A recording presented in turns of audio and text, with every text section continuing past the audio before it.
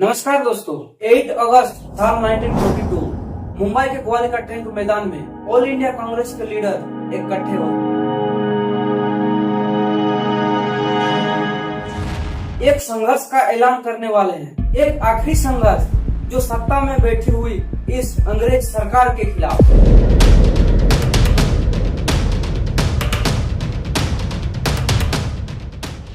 इतने बड़ी भीड़ की तादाद के सामने महात्मा गांधी एक हिस्टोरिकल स्पीच देते हैं। आप में से हर एक व्यक्ति अपने आप को आजाद समझे।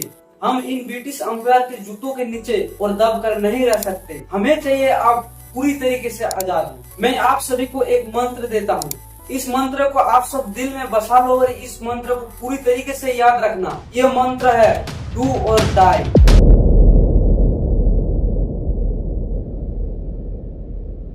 करो या तो फिर मरो।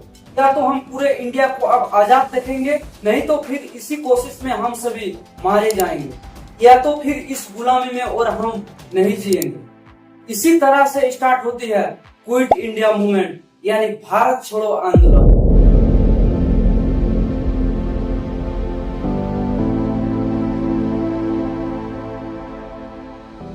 ये मूवमेंट अगले कुछ ही देर में भारत के कई हिस्सों में फैल जाती है।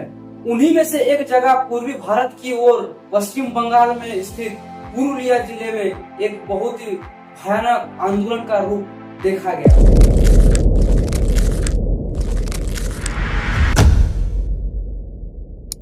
नमस्कार दोस्तों, अगस्त 1942 भारतीय राष्ट्रीय कांग्रेस ने अंग्रेज से साफ कहा, भारत छोड़ो। अंग्रेज सरकार ने जवाब की कार्रवाई में गांधी जी, जवाहरलाल नेहरू समेत कई बड़े बड़े दिग्गज नेताओं का गिरफ्तारी कर लेती है।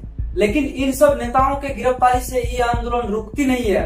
ये आंदोलन और तेजी से पूरा देश में फैल जाता है।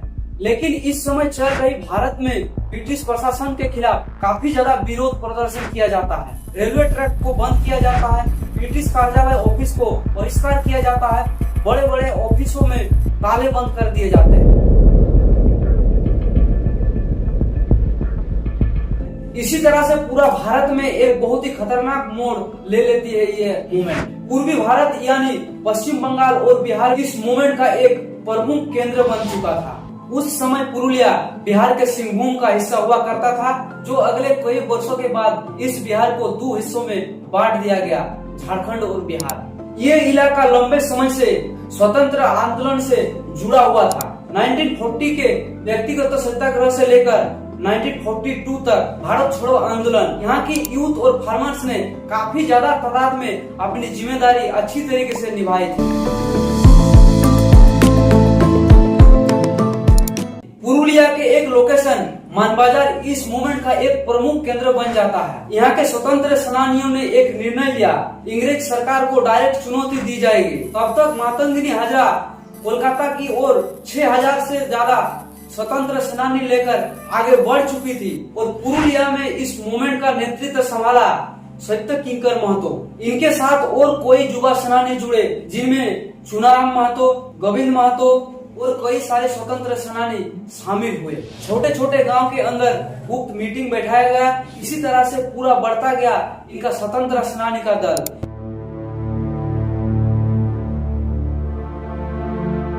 इसका लक्ष्य सिर्फ एक ही था, भारत का आजादी, इन अंग्रेजों को भारत से बाहर भेजना। 29 सितंबर 1942 पुरुलिया के इतिहास में एक ऐसा दिन जहां पे सत्य किंकर महतो का नेतृत्व में बड़ी तादाद में भीड़ लेकर रास्ते पर इस मूवमेंट को उतार देते हैं। यहाँ पे ये मनबाजार पुलिस स्टेशन की ओर आगे बढ़ रहे थे। उन सभी स्वतंत्र सेनानियों का एक ही उद्देश्य था, इन अंग्रेजों को भारत से उखाड़ फेंकना और जनता की शक्ति प्रदर्शन करना। अब बढ़ती हुई भीड़ को देखकर अंग्रेज प्रशासन पूरी तरह से घबरा गई और इन्हीं में से कुछ लोगों को गिरफ्तार कर लिया गया। इन्हीं सब गिरफ्तार लोगों में से ठाकुरदास महतो भी शामिल थे। इसके बाद इस मूवमेंट को पूरी तरीके से दबा दिया गया, लेकिन इन सभी अंग्रेजों को पता चल चुका था पुरुलिया के इन स्वतंत्र सेनानी अब चुप बैठने वाला नहीं है। इसके बाद पूरा देश में अंग्रेज सरकार ने लाखों लोगों को जेल पर डाल दिया और कई जगहों पर गोलाबारी की गई। उन्हीं गोलाबारी के बीच मारा गया हमारे इस पुरुलिया के स्वतंत्र सेनानी चुनाराम महतो। लेकिन इतना दमन के बावजूद आंदोलन का भावना समाप्त नहीं हुआ। इन स्वतंत्र सेनानी और युवाओं का मन में स्वतंत्र भारत का सपना और ज्यादा मजबूत होती गई। 1942 का भारत छोड़ो आंदोलन तत्काल सफलता नहीं ला पाया, लेकिन इस मूवमेंट से पूरा अंग्रेज सत्ता को हिला कर रख दिया। ब्रिटिश सरकार समझ चुकी थी अब भारत में लंबे समय तक शासन करना संभव नहीं है। आखिरकार 15 अगस्त 1947 भारत स्वतंत्र हो जाता है।